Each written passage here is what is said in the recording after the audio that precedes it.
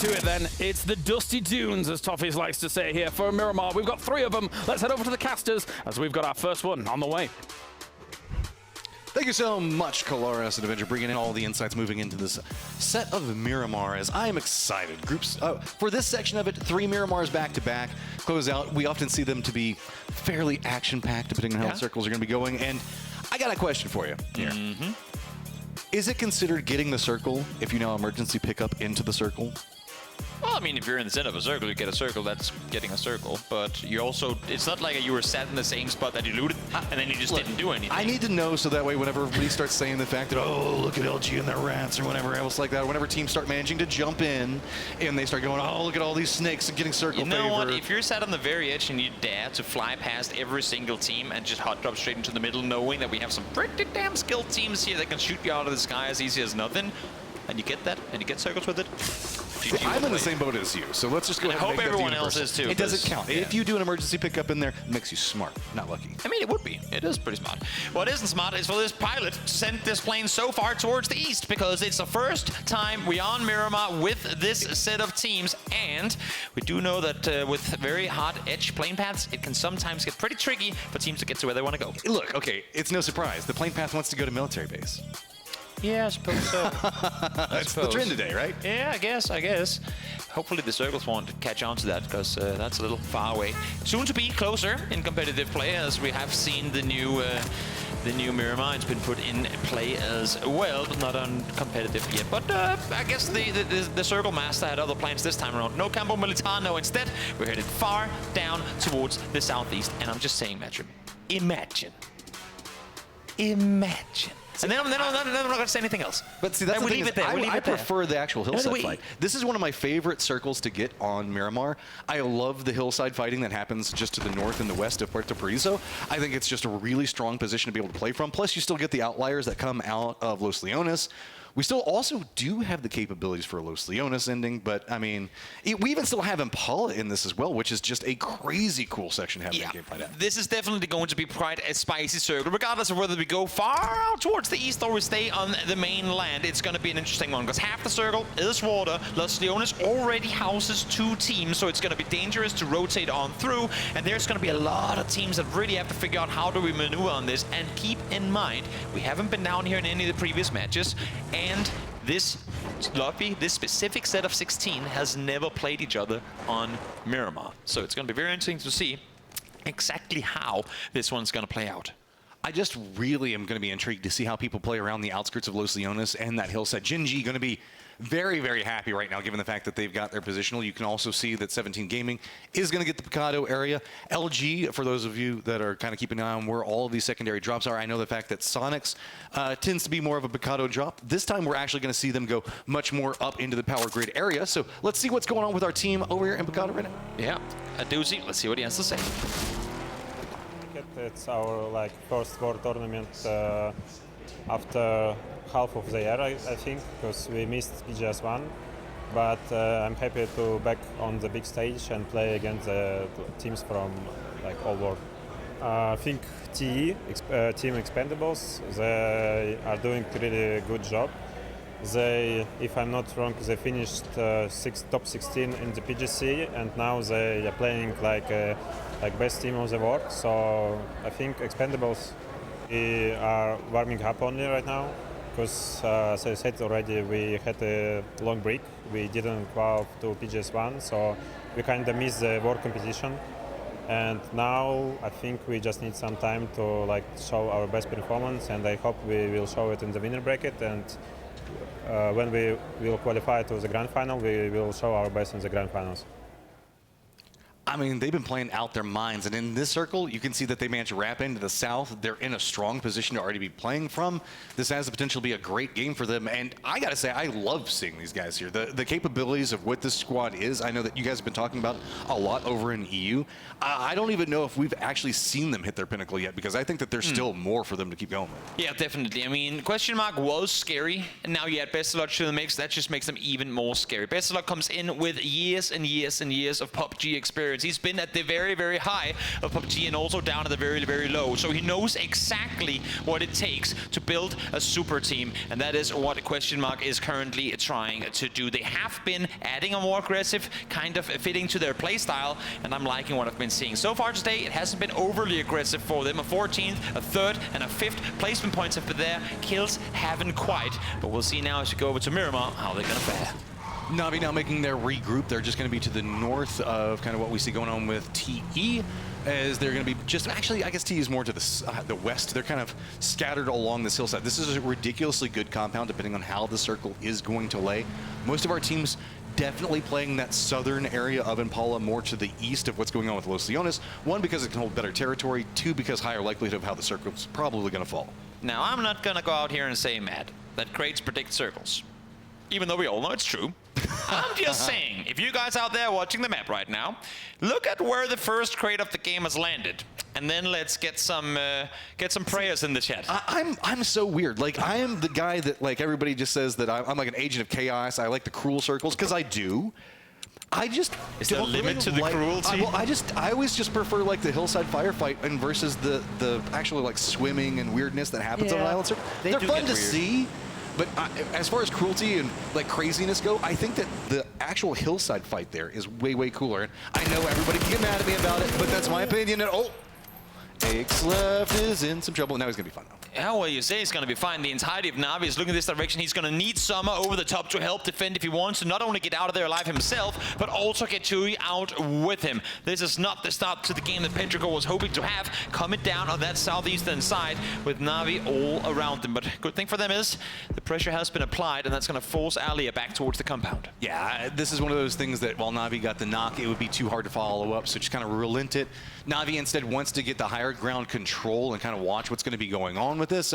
We do have the drop coming into phase, as you can see in the distance, and they do have a hillside, but it's not comfy. Well, I mean, phase one of the compound towards the northeast, and they went, wait, Na'Vi is there, and then they wanted to go south, wait, Gen G is there. Great wake plane down in and around the open. And it's not a bad place to be. You know you're going to be shifting away from water eventually. You know you're going to be shifting away from the mountains, and you know, if you know it, you should have shifted away from Haisagi, because he will find you any day of the week.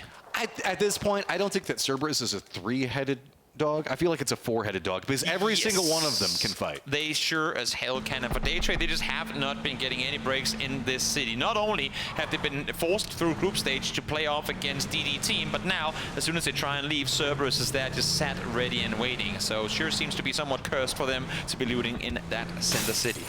Just about everybody's already made it in, but keep in mind that Cerberus day trade weirdness was up next to Hacienda.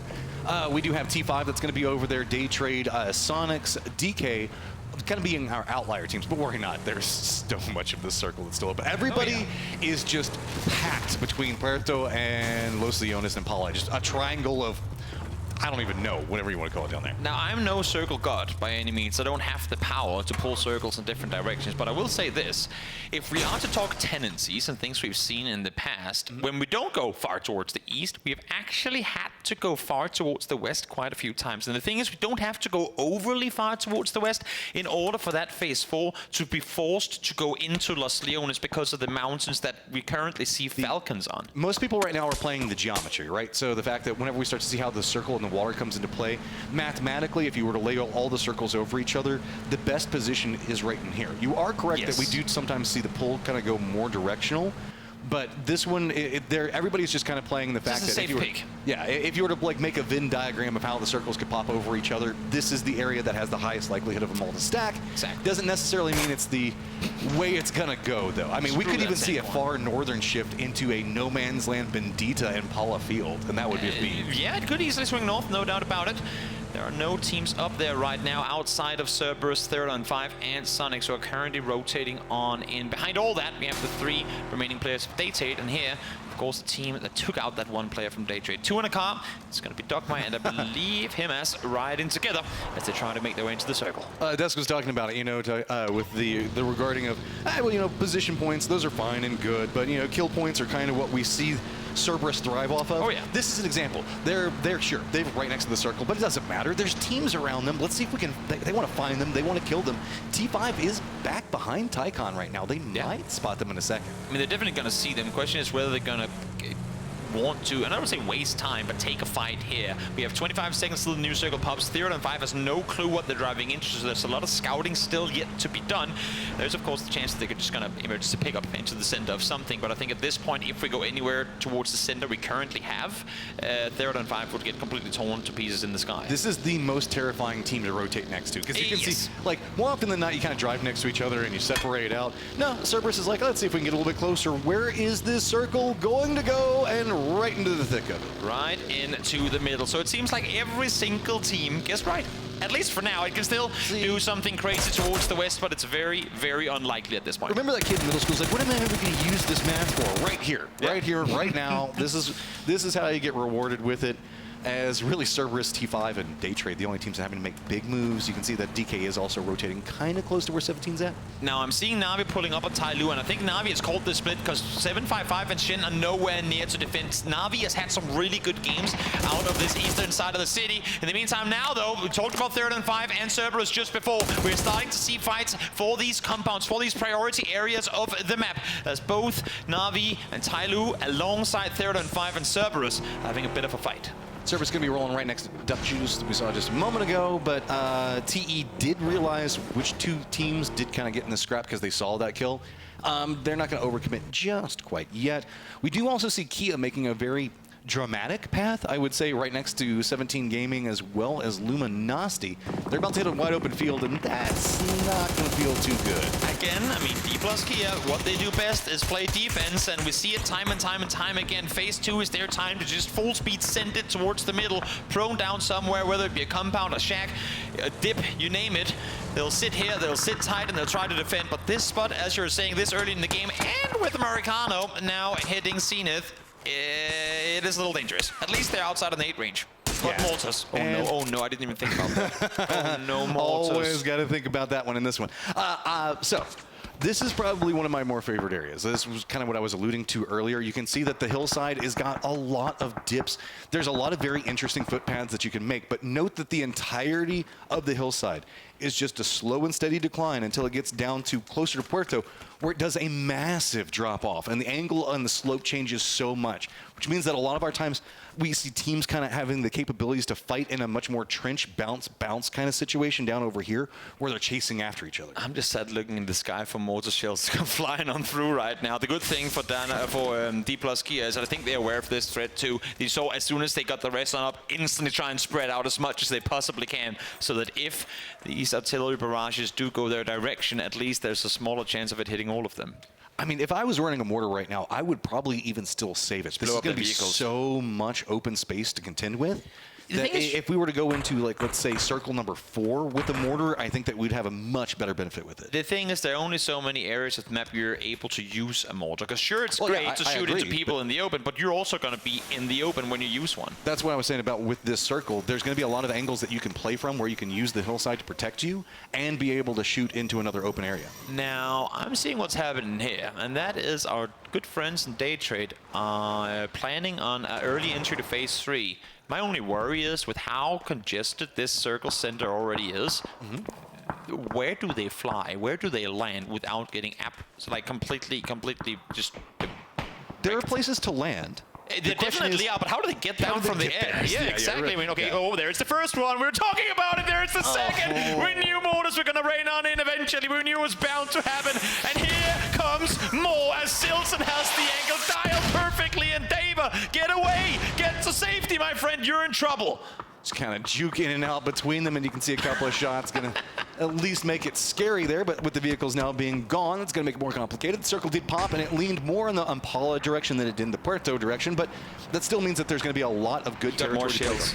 Oh, yeah. He's running around looking for more shields. He knows he has flushes. He knows he has people lying around. They're just waiting to be taken down. Of course, he runs in and picks back up his Mini just to make sure that he has his DMR with him in case they have to leave. Thirsty Shin over there. I mean, they saw the Nux too. They're seeing smokes being deployed. They're seeing this smoke from the car too. There's more nades now coming in, and Luminosity wants a piece of this. All these teams are eyeing down D plus Kia. They want these points to themselves. There is blood in the water, and the Sharks are now starting to circle. Where do you go if you're Kia? Because you were the target that was picked. Shin's on one side, LG coming up back behind you, but LG has got to be careful. Yeah. 17 Gaming's going to be coming up right back behind them as the firefight's going to continue. It's just going to make it more complicated. So with these teams now having to take a moment, realize what's coming after them, that has allowed for Kia to have a moment of reprieve and to breathe about what's going to be potentially coming after them in a moment. Able to somehow reset. Thank you, 17 Gaming, for that. Luminosity, of course, not necessarily fully aware that it is 17 that's just over the other side of the ridge, so they all sit tight at least for a little while longer while shots are still raining in from up above.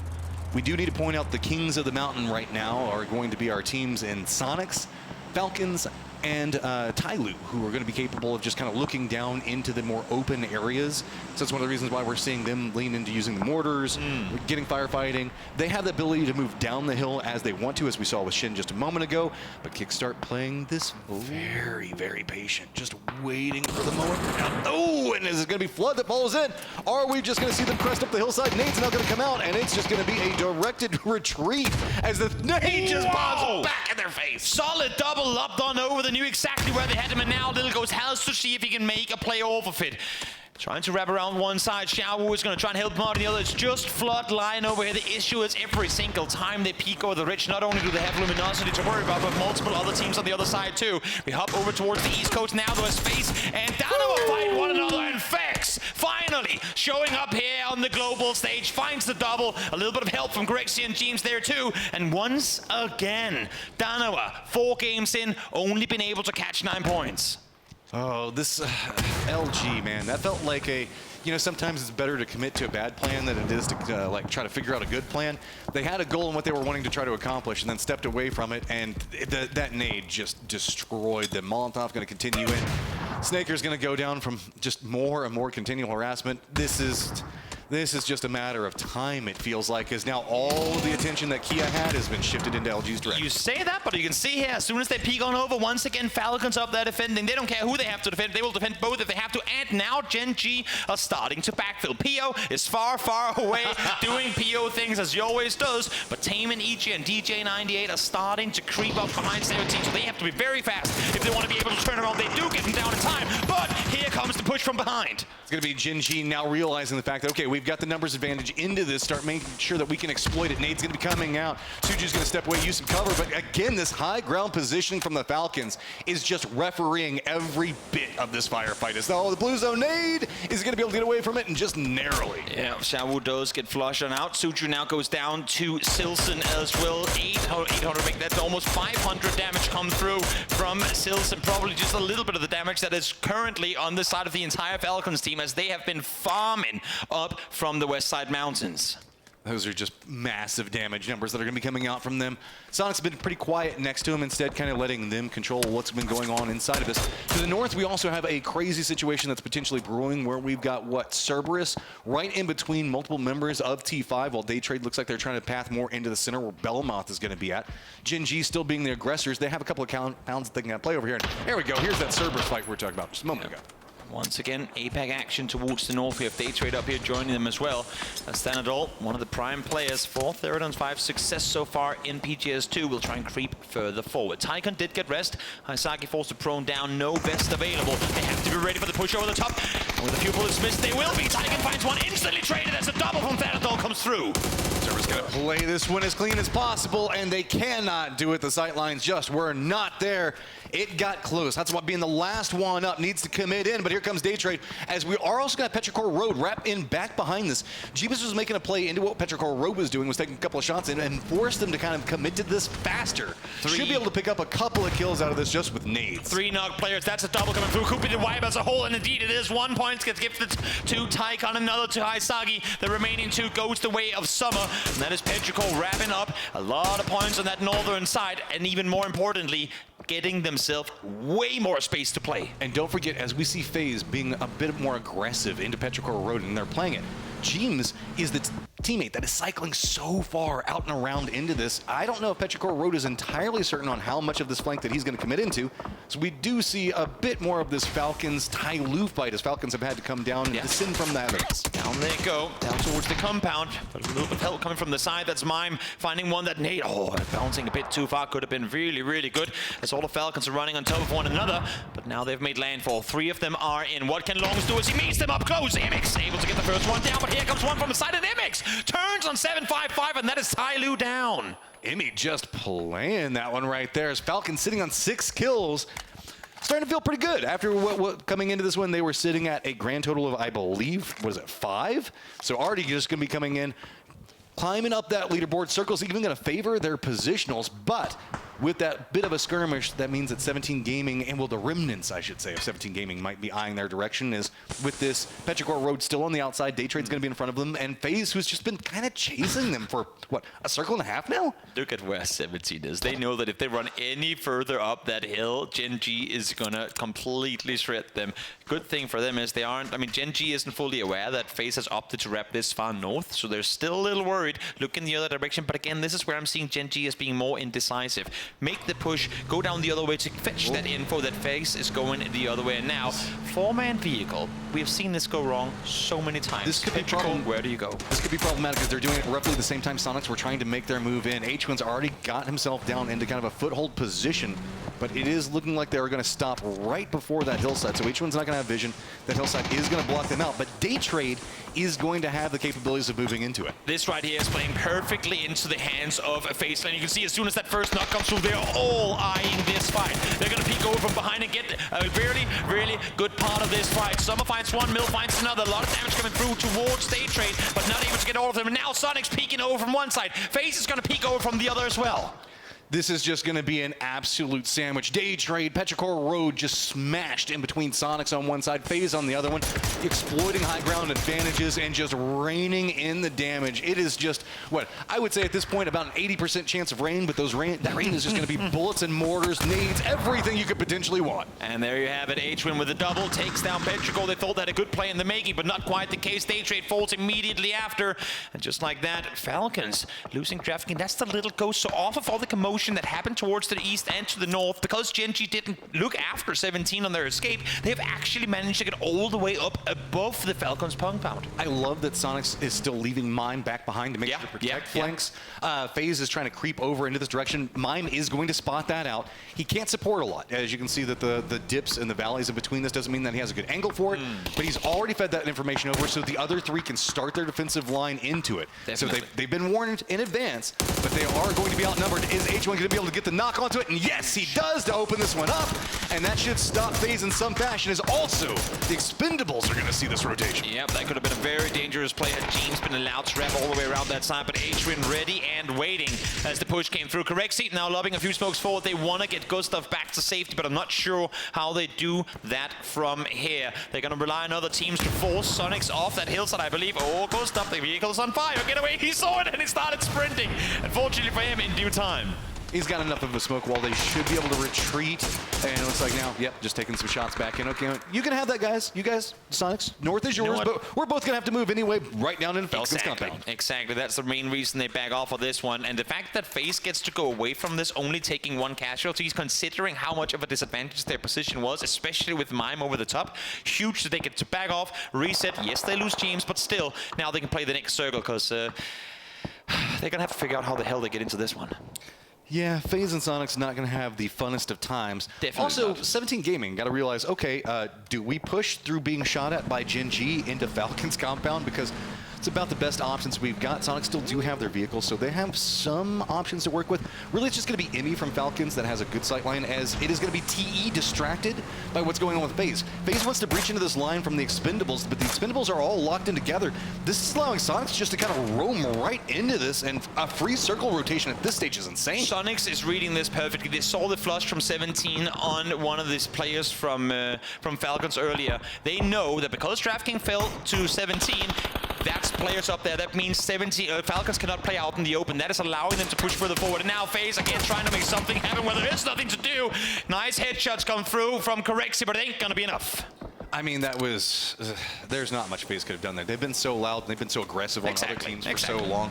The Expendables have been taking shots at him and knew exactly how they were probably going to be rotating through and open on either side. At least this way it was only focusing on one team, as Na'Vi also had a small bit of vision. I do want to point out, while all this is going on with the Sonics taking shots into TE and distracting Falcons, Gen.G has crept down to the south. You can see them on the mini-map down there. It's not the best of places to play, but they have managed to find a way to get into somewhere that they probably should have died at. I am a little worried for Falcons here. They're still trying to claim both the warehouse and the main brick building up towards the north. They should prioritize one. Just give up the low ground to the opponents. Play 3 out of the top. Now with Capitan getting the knock, run off, Fred. You're 36 HP. You got the flush even. Get back up that hill, because if you're focusing south, you can be damn sure Sonics are going to be backfilling easily on top of you. I mean, I do like the fact of clearing out 17 Gaming, making sure that they have this unsecured. They've got 3 members commit into this compound. Let Sonics have the northern one. PO, though, is going to make it more problematic, as it is going to be Emmy going down. Now, exchange of shots, as Shrimzy is going to get some vision into it, as the entirety time that this is going to be going on, Gen.G is going to have to contend in with the fact that Na'Vi is creeping up right back behind. Exactly. All of Gen.G was looking up towards this compound. No one is holding their backs, and Na'Vi is saying, thank you, we'll take full advantage of exactly that. Taemin first one to fall. PO caught out in the middle of the open as he goes down as well. Now EJ falls as well, and what looked to be a good push from Gen.G, they did not have the eye in the back, and therefore they crumble. Bounce around the vehicles as Sonics is making the concerted push into Falcons territory. But remember, it's going to be Gen.G remnants coming out from this one, so it's going to be a 1-2 punch combined together to take out the Falcons. Is Sonics going to continue this rundown as they've got the entirety of this compound now in control, and it's just going to be DG that they're going to have to contend with in close range, but the circle pops so far away from it. Yep, nice read here by Expendables. They see Na'Vi wrap on up. They get Millman down. That's the one player they need to deal with in order to claim the compound. Now, it is outside the next circle, but this is a foothold in for Expendables, who is sat just outside by a meter or two on the northern side. They're so aggressive. They're so decisive. We saw it in the Stalber win during the group stages here. They are so fast at making new ideas and executing them. This is a carryover. Remember, we saw Na'Vi moving in to try to jump in back behind Gen.G to see if they could pick up a couple of kills.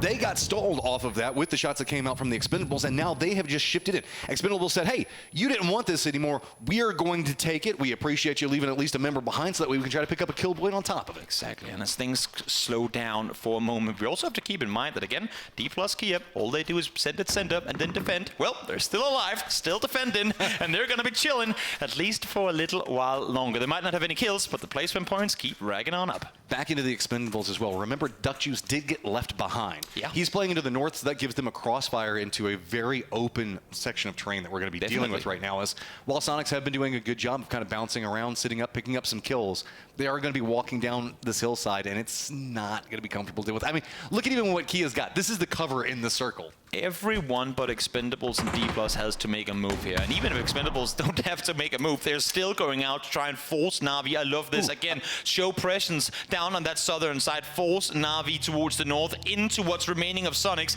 and Gen.G. Sonics using the small bit of firefighting that happened over here, a couple of bullets being exchanged as an opportunity to jump up into the north. 2 of their members, technically 3 of their members, about to be all 4 of their members, getting in this high ground, takes out Duck Juice. That crossfire now gone. North belongs to the Sonics, as the south is just going to be a massacre. Gen.G is trying to get out, and they're going to have to run right next to Na'Vi, as there's nowhere for them to really go, while TE is going to be flanking it right back behind this one. Uba's going to go ahead and go down in this one. Gen.G still fighting for their life on this hillside, but there is no winner to be had over here. Nice plays coming through from DG, really using the fact that his teammate is back up on the other side to his advantage. EJ, nice 1-2 punch for them. Issue is that they've allowed Expendables to claim up all over this hill. They're down to low HP, but somehow Expendables just can't find the flushes. They're going in the hands of Sonics, who are starting to take more and more control. 8 kills and counting as the boys in blue start to really run away with this one. By losing Duck Juice, now it's going to be a reposition coming out from TE. 777 has had to move himself up into the north, which means that TE had to be a little bit messier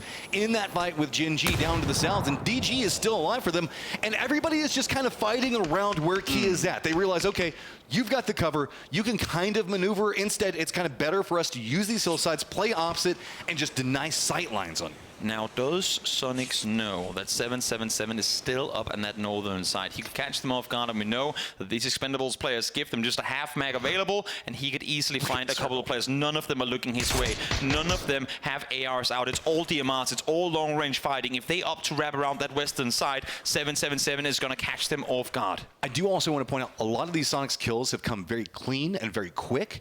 So as some of the other firefights have been a lot more drawn out, it means that armor, stuff like that is going to be much worse on the other squads. So in addition to having a numbers advantage, Northern Control, they're just probably better equipped into this firefight. The only problem with being in the north is TE's got eyes on them.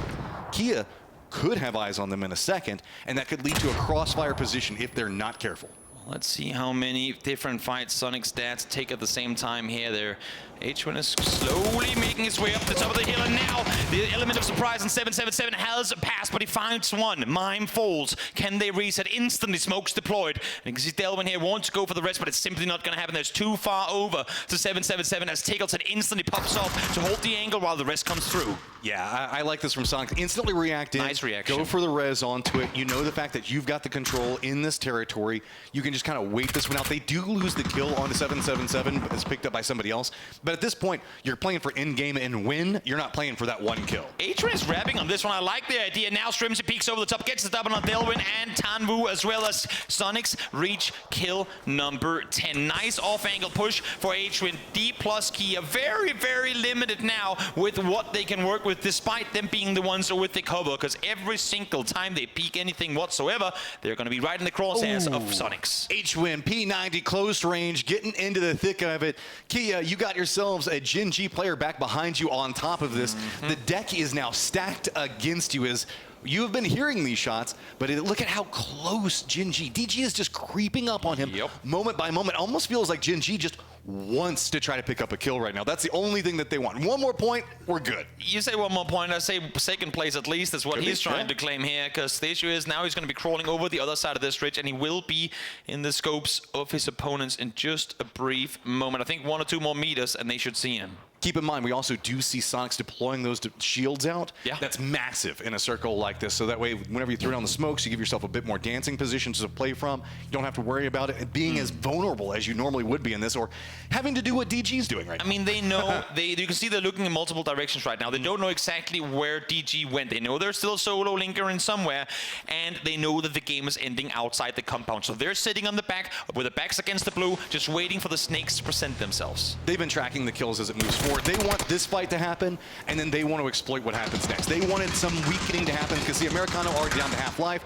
just makes it that much easier for them to have to contend with. Now that that's happened, you can see this is your go moment. Sonic's just going to step forward, start throwing out their utility. H1 was going to be leading the way with a solid gun to try to get something, but Americano defends it up. Good headshot, but that's still a lot of Sonics members just flooding down into the thick of it. I don't know if Americano, which way are you going to try to be looking as Deva now making a flank play into this might be Mime is big. far out in the blue. He doesn't have anything to work with somehow, though. He's not seen. Mime goes down. Tickleton finds one in return. And just like that, it's a 2v1. But this one is turning out to be a lot more hard to claim than what I thought it would be for Sonics. It's a 2v1. Flashes galore. Deva is blind for days. It should be an easy pickup in there, but they're both blind. As Deva finds one, and thankfully for the Sonics, Tig is able to turn it around. But you can see that face. That ain't smiles. That ain't joy. That was way closer to a second place than Sonics would have wanted it to be. Davis reposition out on that was just really, really clean. Americano getting that opening knock into it was solid, but that said, you can see the smile starting to return just a bit more. It got more nervous than they probably wanted, but I mean, walking away with that was, what, 12 kills in chicken dinner? I feel bad for Sonics because everything they did leading up to that final fight was so good. They played in from the north, then they wrapped up to the compound when they knew the 17 was suppressing Falcons. They came back down into the field again. They suppressed, but when they finally pushed, it just seems like communication was way off. Well, that's not entirely true inside that as well, because whenever you look at it, Kia was doing a good job on playing defended positions. Americano, after getting that opening knock, you saw Deva instantly shifted out of what was something that was already controlled by Sonics. So Sonics now had to shift into the north, and that was Deva doing a good job